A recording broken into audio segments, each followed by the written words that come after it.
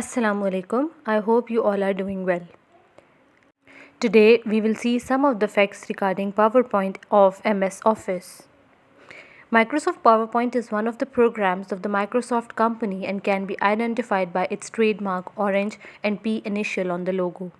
It's usually used for giving presentations, brief or show data with animations and the graphics.